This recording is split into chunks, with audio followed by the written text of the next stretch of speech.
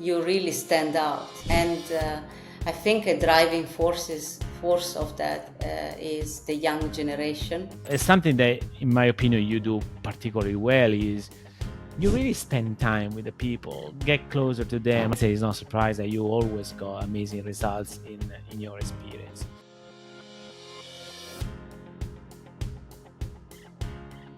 Hi everyone, welcome back to a new episode of the World Class Leader Show. And today, more than any other day, I'm super excited to have with me someone that I trust, someone that I believe she's an amazing leader, and also someone that I work with for a number of months. So is Giorgia Arnaboldi.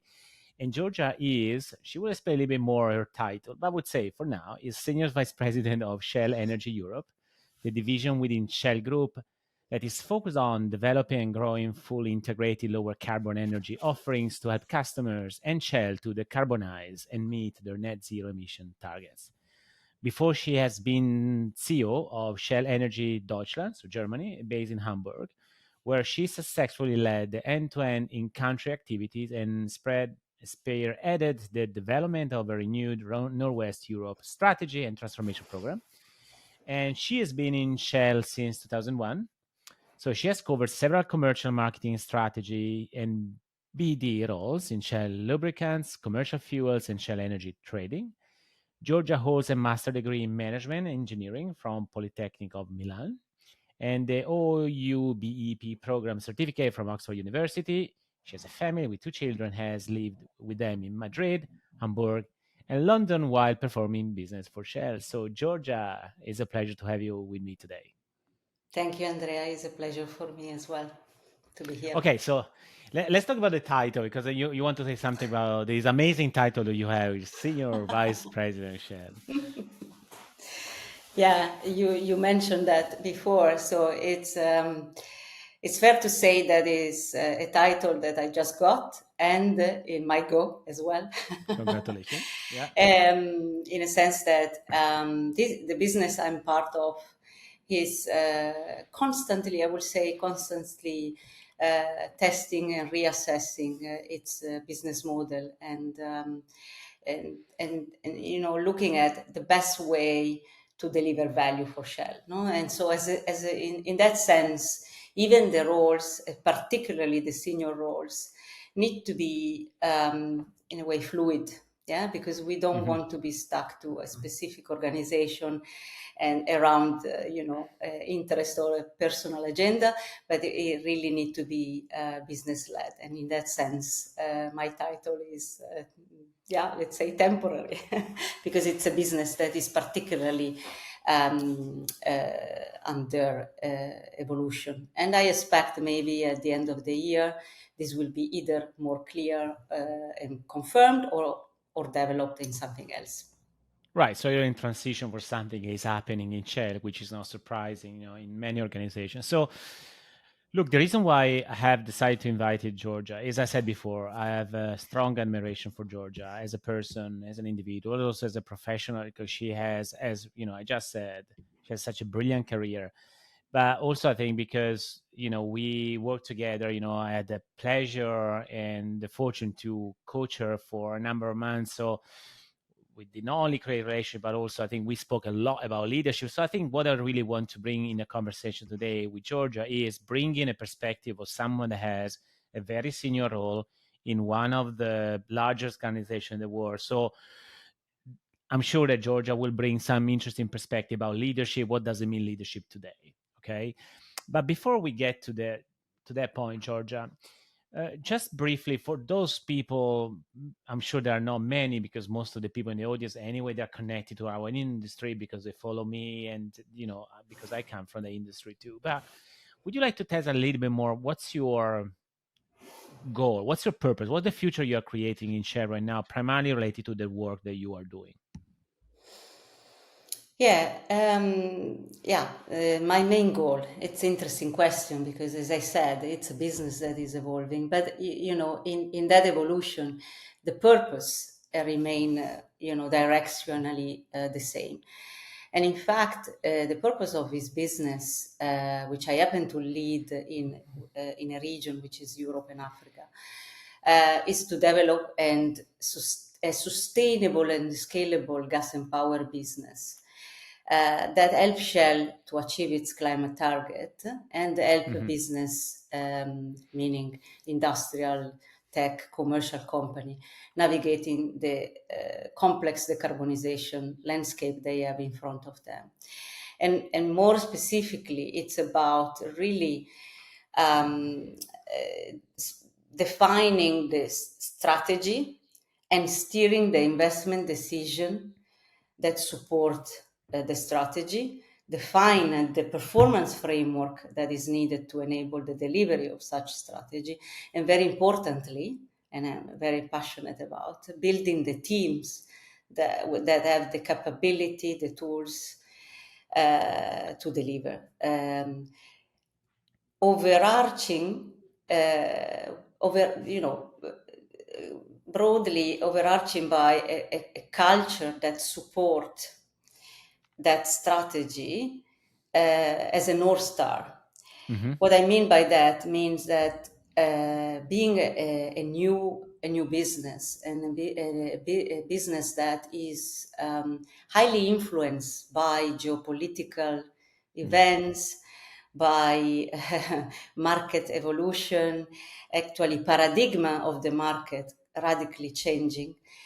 The skills that people need to have are not defined just by knowledge, are defined by mindset, by ability, curiosity, by ability to really change perspective constantly and accept feedback, not as criticism, but actually as an opportunity to improve, the outcome, the achievement, and the results.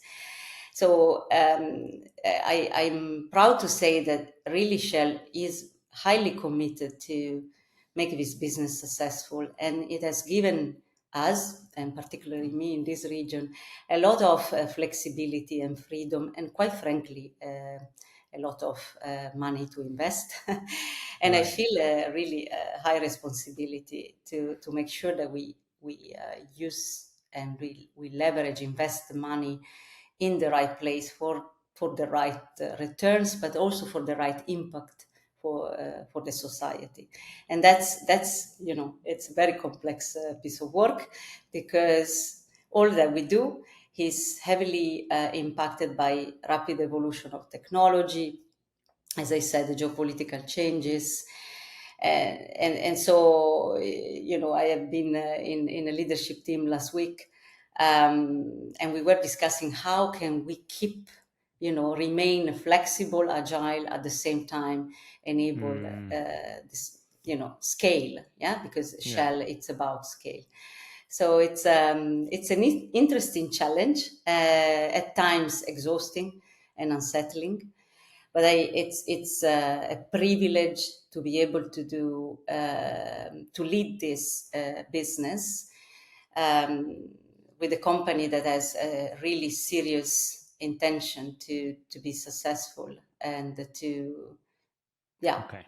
to achieve this target in the timeline that it has been given to us.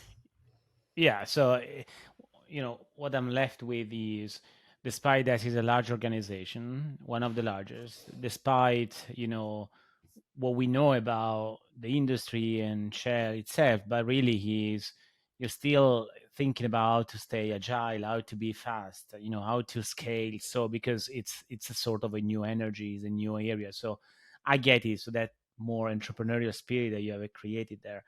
But if I go back to your story, I mean, I think for the sake of the audience, you have a similar experience than mine. So you have worked in many different countries and different experiences. What has been some takeaways, from all the experiences that you had leading companies, leading teams? Right now, I mean, you're leading a very global team, by the way. So at least global. I mean, even if he's in Europe, but what does it mean leading in areas or in culture with different cultures with different people?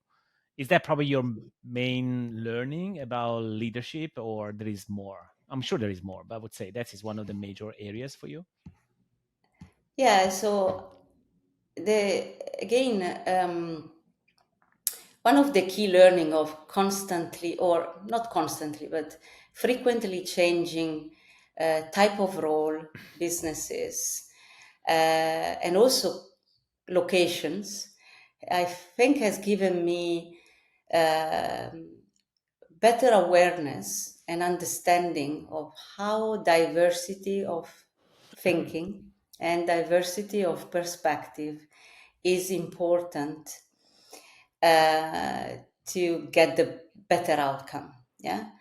And I Hmm. explain you why. I explain particularly from the angle of culture, cultural Hmm. difference.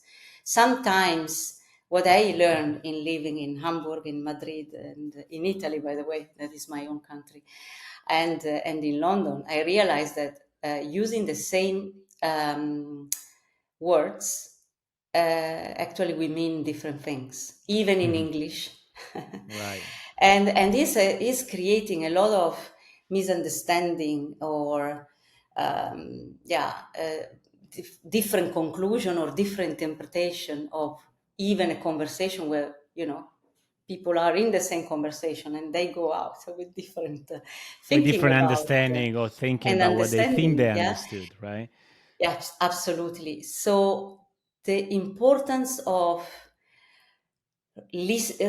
to apply real listening and deep listening, and asking further question with the idea of and the curiosity to really check if we are really understanding or we are saying the same things, has been one of the key learning of this experience, because even in financial terms, when you talk about capex, cash capex, net capex, you know, there are also there different interpretation in different businesses within the same company. It's an interesting experience. So this is telling me that in anything you do, particularly in a senior position, you really need to deepen your ability of listening and confirming your understanding with what who you have in front, to make sure that you are taking the right decision, essentially. Which is great because you remind me my experience, and I think you're saying something powerful, really, because it's not so essentially what you're saying is it's not just a different language based on different culture, different because we all come from a different environment, different story, especially if you work in a global or very diverse team. But it's more about, to me, the nuances of what you're saying. It's more the importance of the right language with the team. So having one single way of talk with each other, understanding each other. So that is deeper than just having an understanding that we speak a different language. It's giving much more meaning to the words that we use, besides the financial terms, of course. But it's a way to create something together. Starts with language, which I love, because how much is important for me language, because language is a function of leadership. So that's, I think it's such a wonderful takeaway from that experience. So if we go back to today, I mean, you had the senior roles for many years, and even now you have a very senior leadership role at a corporate level. um, what's your learning, and what does it mean today, you know to be a senior leader in a large organization during time where, as you said before, I mean, you said, I like that, is that you need to be fluid, right? You need to be able to adapt. That's my takeaway from what you said before: ready to adapt, be flexible, because things are changing. And by the way, in my experience, not every leader is very happy to change or to adapt, because it's not like something that you learn quickly, so it requires time. Everyone is, it gets it really. So is that one of the major learning of being a senior leader today, or what else do you see as the challenges or top of mind things for senior leaders? Yeah, it's a reflection that I constantly have for myself and for my leadership team, and I very frequently I'm told that I'm always a step ahead in my thinking. The minute I achieved something, I still am looking at least fast forward 10 years, 5 years, 10 years, because I believe that being a senior leader in a global or in a big organization require the ability to anticipate, the Mm. ability to read the signals of the market from multiple angle and multiple dimension. And I guarantee you will have surprise anyway. Even you put a lot of Yeah, no a much lot how of time you effort. spend reading and try to predict what's coming, but it's still a lot of It's surprises. still because there are things that are unpredictable. But what I also learned is that if you force yourself, and then after a while, it become in my case like an addiction. I'm really curious, and so I ask myself a lot of questions, and then I read, but also I ask.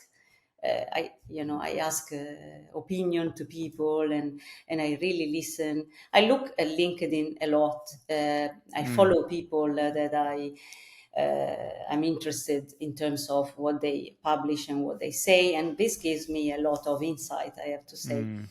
Because in a market environment that is fast changing, as I mentioned before, that challenge the business model constantly and is highly volatile, if you have a mindset that is mentally prepared to receive surprises, to accept mentally that things are going to change, you might not be precise in your projection or in your thinking, but your muscle and your Yes. mental model is receptive, is ready, and so you are, first of all, you are able to read quicker, faster, or connect better dots that otherwise you wouldn't. So it equips you to be more ready than if you wouldn't do that, and so you are more ready to even react to events that are unpredictable and to disruption that you couldn't predict, because this is the reality. This will continue to happen, and that is something that a senior leader will need to accept. But it doesn't mean I stay here because I can't do nothing. But you need to actively, constant apply yourself, and constantly test even your own role every day. As I said at the very beginning, and so challenge and revalidate. What I say is the risk matrix of your business, your company. Yeah. And every time, don't be afraid to discover that you didn't realize there is a new risk that you need to, or is Mm. emerging, or is developing in a way that is you didn't foresee, and all of that. For example, for me, very recently was about data security, and how data security. I, I'm not an IT person, and so I always thought, okay, it's a problem of IT, yeah. And in reality, it's becoming very, very prominent to the board, that data security Of course. is an essential part of the conversation of the board, because it ultimately impacts even your relationship with your partner, and you need to reassure who work with you that you have the right protocols and the right controls. Another example is climate risk, and I'm in a business that is trying to look at it and trying to solve the issue. But I was shocked when I got a presentation from a company around the credit risk, and the different angle of credit risk. And within credit risk, there is a correlation now more and more with climate risk, and how this plays out in your business and the implication of that. It's something that is now fascinating me. So what I'm trying to say is really, don't stop searching deeper, and trying to understand beyond what you see Right. today. Yeah, that's interesting, and that resonates with me for what experience I see in organizations. I have a big question for you, Georgia, and I don't expect one straight answer, but I really just having a conversation about it. So one thing I keep saying to people is, especially in this moment of ambiguity, uncertainty, things changing quickly, and you're right, the number of risks, they are emerging, they're surfacing, they're more than before. So I think, I said, even recently in front of people, say, it sounds like you as a leader now, you're walking, you know towards whatever you're going, but there are a lot of gaps, or there is a risk of falling into traps as you go, because there are new risks or new uncertainties that are emerging as we go. But how people can still be proactive, how can they still be, you know consistent, in what they're doing, resilient, so moving forward, while the number of risk or number of uncertainty increase? Because normally what I see is people, they tend to react in two different ways. So there are, as for every kind of a change, so there are some people, they see risk and uncertainty and they stop doing things, they start to play safe, they are in Yeah. defense. And other people actually say, what, I'm gonna keep walking, with Mhm. knowing that there would be anyway some ambiguity along the way, and I will deal with that, and even if I don't have the perfect answer. So based on actually what you said, which is, by the way, that's leadership, right? But based on what you said, how people can really walk, right now, through all the risks they're surfacing, do you see they tend to play safe and be much less courageous about it? Or it's really leadership is taking the lead and having courage to do things despite what is happening? Yeah, it's not easy. Let me start with that, and because it's unsettling for any person, and I don't deny that sometimes, of course, I have doubts of myself. Am I good enough? You and I worked on that, on some part of it. But I think what I learned is that you need to define, and this might change, but you need to define your North Star. I call it North Hmm. Star, you call it purpose. And this doesn't need to be necessarily too long term. You can give yourself a North Star for the next 3 years. And then, with that in mind, you anchor yourself on small steps and small achievement, because every one of us need to feel associated with concrete achievement and concrete success. No, we call it quick wins, or day Yeah. in and day out of activity that have been progressing and successful. And I highly recommend people that want to remain resilient to again define these 2 points in their life. So the North Star, that doesn't need to be too far away, um, and then define almost a weekly uh, framework of program that with goals and achievement that are realistic, and measure yourself based on what you are able to achieve that week, that day. And finally, when you look behind, you will discover that you have achieved a lot, yeah, by doing this small step very consistently, and very with discipline, and with consistency. And by doing that, you discover that you are better and stronger in doing certain things, and less in doing others. And you might discover that you like some Hmm. things and less others. And so Hmm. you discover actually how, while your North Star is still there, you might maybe deviate towards left or towards right, based on exactly your discovery moment through the day in and day out of your achievement. And I believe that this gives you a lot of, first of all, it grounds you, it gives you confidence. And by the way, people sees that. Yeah. Yes. People don't see and or might not see and understand for a while, and you might feel that, maybe in 6 months, oh, nobody noticed, but after a year, after 2 years, this consistency, discipline, and constant achievement will be noticed.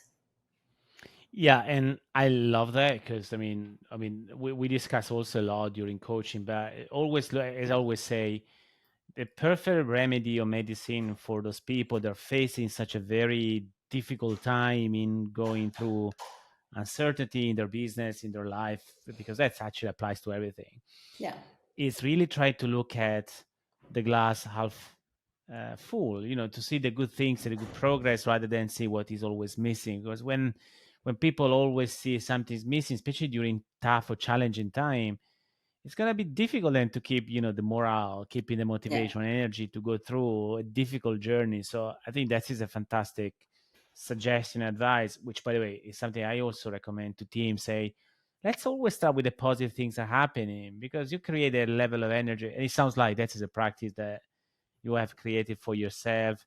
And how is going with the team? And is the team responding well to that?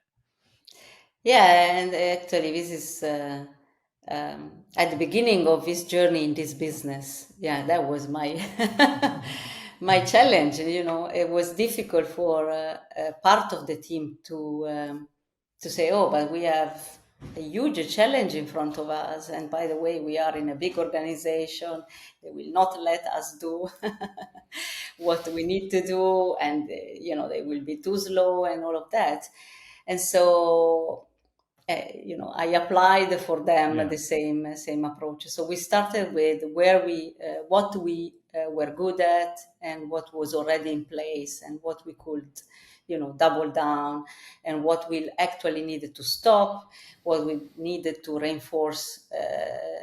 By the way, 360 in terms of capability also of the team that we needed to acquire, either by hiring or by training and learning. And I have to say, again, here, they follow me.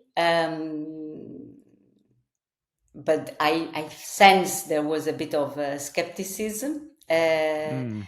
But then day in, day out again by defining, and I have been a very, very much close on, almost performing, manage some of their activity, but with an approach that was constructive, so trying to help rather than micromanaging.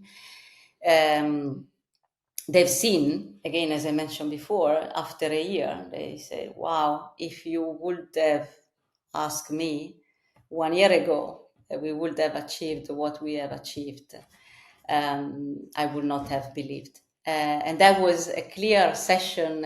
At the end of the year, I asked the team to come to the LT and reflect on the previous year, and they all came out with basically this conclusion: say, "Wow, I would never ever believe that we could achieve that." And that's exactly through this technique. Not saying it was easy, but I think that's the key to success, and the key to enjoy this success as well. Yeah, exactly. Because otherwise, it's gonna be, either boring or so stressful, and then it's gonna Yeah. really make our life, professional life as well, miserable, and also personal life at some point. So, what other lessons that you would like to share in terms of senior leadership? So, look, we have in the audience people they are senior like you, either they're already CEOs, or you've been in CEOs anyway, so it doesn't make any difference really. But also, we have in the audience people they are yet in their journey, their career progression. They want to be, you know, in a similar place for the future. So because they are ambitious, they want to create something for themselves.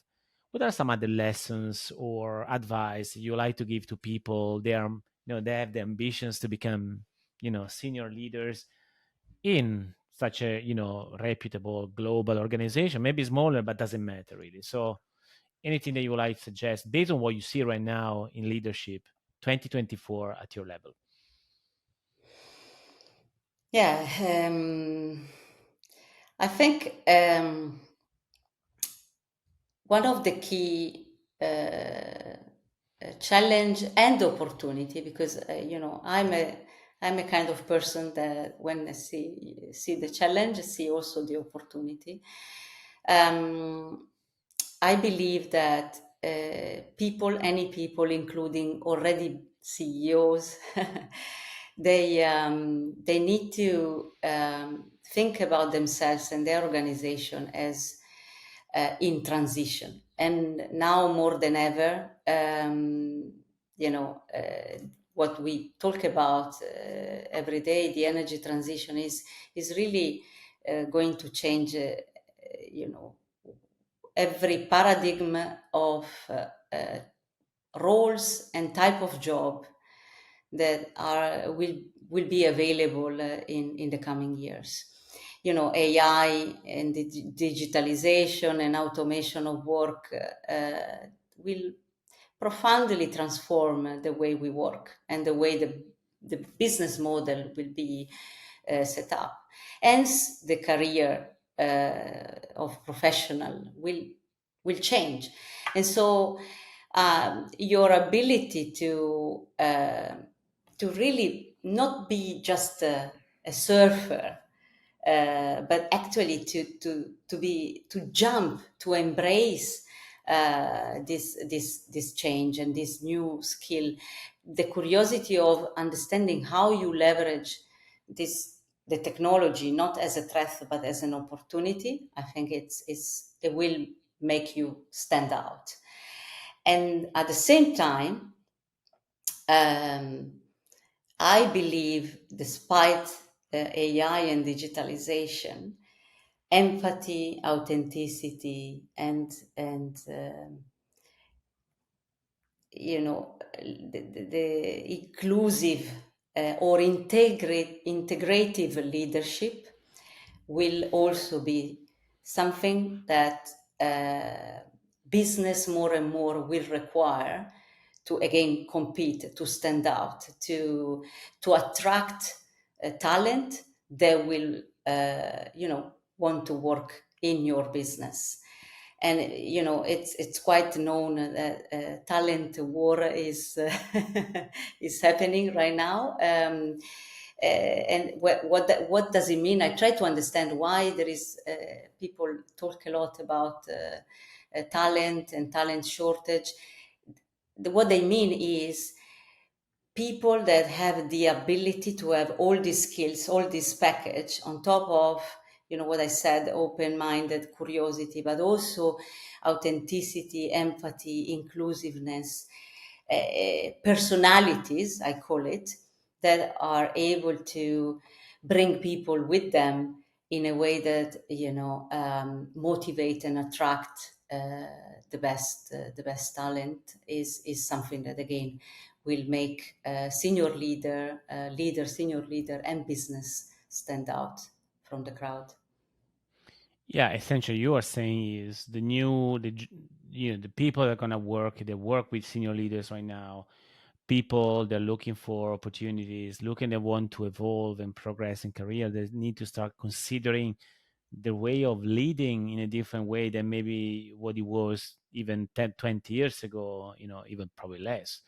And by the way, it's still probably present somewhere in other organizations. So it's be more inclusive, be more vulnerable, be yourself, be more authentic, which all things is music for my ears, because that's what I believe is the way of leading, and also is a way to get people perform at their best, which I think has been always the missing link between how you lead, how you are, how you demonstrate, the way of, by the way, yes, the way you're being as a leader with the results that you produce. I think we, as an industry, I think not energy, I would say as an industry of leaders all over the world, we often challenged, in my view, of creating a clear connection between the two things, Yeah, the way of being as a leader and the performance that you are able to produce, because it's been primarily like considered like two separate conversations. Like, you can be nice, great person, great leader, but that doesn't mean that you're going to drive results. What we are saying, and I think that's it, I think is interesting, yeah. is by being like this, you can actually get better results. So there is a strong correlation with performance. It's something that you see too. Absolutely. Not only that, not better, outstanding results. Right. Really, you really stand out. And I think a driving force of that is the young generation who expect more from their employer. That's my experience, Mm, and mm. from whom I've learned as well. And they expect more inclusion, more balance, more compassion. So leader must be equipped with empathy, emotional intelligence. I spent quite a lot of time on mental health at work, more than ever before. And it's not an add-on or a nice to have or a tick in the box. It needs to be part of the way you lead. Yeah, and by the way, people need to feel that is coming from you in an authentic way. Yeah, it's genuine, And right? for them is important. It really is Yeah. important more than ever. And if there is one thing among many great things about you, Georgia, that I personally admire, I think is the time that, and that was clear during coaching, etc. But the time that you spent with your team, with your people, is outstanding, because there are many, many leaders out there.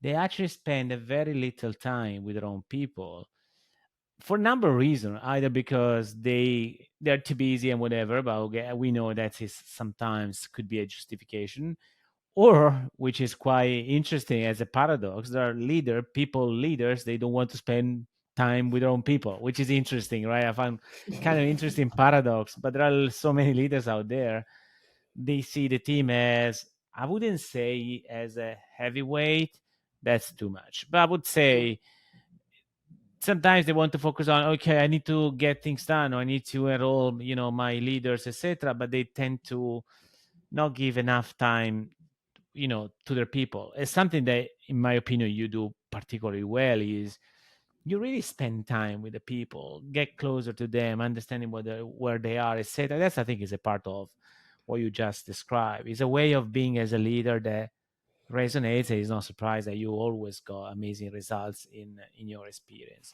Is there anything else, Georgia, that is worth sharing, in terms of leadership, that makes sense to you right now? What are the things today are important for people to know about leadership? Because, I mean, look, we all know about leadership. We all know about what leadership means. But the idea is, the fact is, not everyone has the same style, but also not everyone is able to really get the most out of people.